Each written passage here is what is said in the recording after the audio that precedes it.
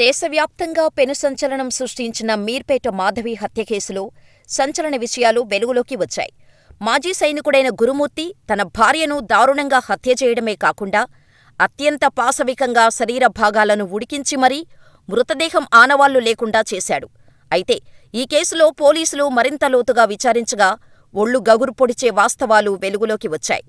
Case నుంచి ఎలాగైనా తప్పించుకోటానికి నిందితుడు మృతదేహం భాగాలను కుక్కర్లో కాకుండా హీటర్ సాయంతో విడతలవారీ ఉడికించాడని తెలిసింది. ఇందుకోసం అతను పొటాషియం హైడ్రాక్సైడ్ వాడినట్టు పోలీసులు గుర్తించారు. క్లూస్ను సేకరించేందుకు పోలీసులు అత్యాధునిక టెక్నాలజీ వాడినట్టు తెలిసింది.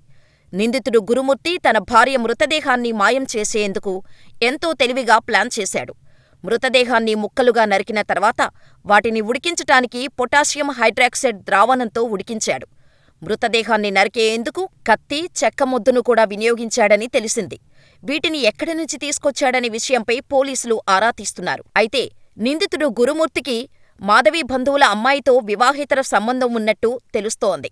ఈ విషయమై దంపతుల మధ్య తరచూ గొడవలు జరుగుతుంటేవి. ఈ క్రమంలో ఇటీవల వారి బంధువుల ఇంట్లో జరిగిన వేడుకల్లో అత్తమామలు వ్యవహరించిన తీరు గురుమూర్తికి మరింత కోపం తెప్పించినట్టు తెలుస్తోంది. వివాహేతర సంబంధంతో పాటు అత్తమామలు చేసిన అవమానం మనసులో పెట్టుకున్న అతను తరచూ భార్యతో గొడవపడేవాడు.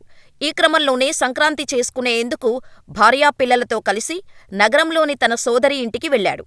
పిల్లలకు సెలవులు కావటంతో అక్కడే వదిలేసి జనవరి 14న భార్యను తీసుకుని ఇంటికి వచ్చాడు. ఆ మరుసటి రోజు రాత్రి భార్యతో గొడవపడిన గురుమూర్తి ఆగ్రహంతో తలపై బలంగా బాదటంతో ఆమె అక్కడికక్కడే మృతి చెందింది. భార్య చనిపోయిందని నిర్ధారించుకున్న గురుమూర్తి ఎలాగైనా ఈ కేసు నుంచి బయటపడేందుకు మృతదేహం ఆనవాళ్లు లేకుండా చేయాలని నిర్ణయించుకున్నాడు. ఈ క్రమంలో రాత్రంతా యూట్యూబ్లో వీడియోలు చూశాడు. మలయాళ క్రైమ్ థ్రిల్లర్ సూక్ష్మదర్శిని వెబ్ సిరీస్ స్ఫూర్తితోనే హత్యలు చేసినట్టు పోలీసుల విచారణలో తేలింది. సూక్ష్మదర్శిని వెబ్ సిరీస్లో దత్తత తీసుకున్న కుమార్తెను తల్లి, సోదరుడు చంపేస్తారు. ట్యాంకులో వేసి కెమికల్స్ పోసి డెడ్ బాడీని కరిగించేస్తారు. ఆ నీళ్లను వాష్రూమ్ ఫ్లష్ ద్వారా వదులుతూ ఉంటారు. అదే సీన్ను ఇక్కడ రిపీట్ చేసినట్టు తేలింది. జనవరి 16న మృతదేహాన్ని బాత్రూంలోకి తీసుకెళ్లి ముక్కలు చేశాడు. ఆ రోజంతా అదే పనిలో ఉన్న నిందితుడు రాత్రి వాటిని బకెట్లో వేసి హీటర్తో ఉడికించాడు. ఇందుకోసం పొటాషియం హైడ్రాక్సైడ్ ద్రావణాన్ని వినియోగించాడు. ఎముకలను పొడి చేసిన తర్వాత దాన్ని బాత్రూమ్ ఫ్లష్ ద్వారా డ్రైనేజీలోకి పంపించినట్టు పోలీసులు గుర్తించారు. ఈ దారుణాన్ని అతడు 3 రోజులపాటు చేసినట్టు తెలిసింది.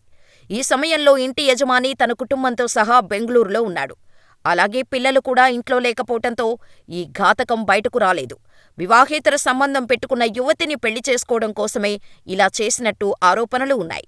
ఆనవాళ్లు లేకుండా చేయడానికి నిందితుడు ఎంతగానో ప్రయత్నించినా మృతదేహాన్ని ముక్కలు చేసిన మొద్దు, గదిలోని వస్తువులపై మానవ అవశేషాలను పోలీసులు బ్లూరేస్ టెక్నాలజీ ద్వారా కనిపెట్టగలిగారు. దీంతో నిందితుడు పోలీసులకు చిక్కాడు. ఆనవాళ్లు దొరకవని గ్రహించిన పోలీసులకే సవాల్ చేశాడు. తాను నేరం చేసినా నిరూపించే సాక్ష్యాలు మీ వద్ద ఏమున్నాయని పదే పదే ప్రశ్నించాడు. దాదాపు వారం రోజులపాటు శ్రమించిన పోలీసులు చివరకు సాక్ష్యాలు సంపాదించగలిగారు.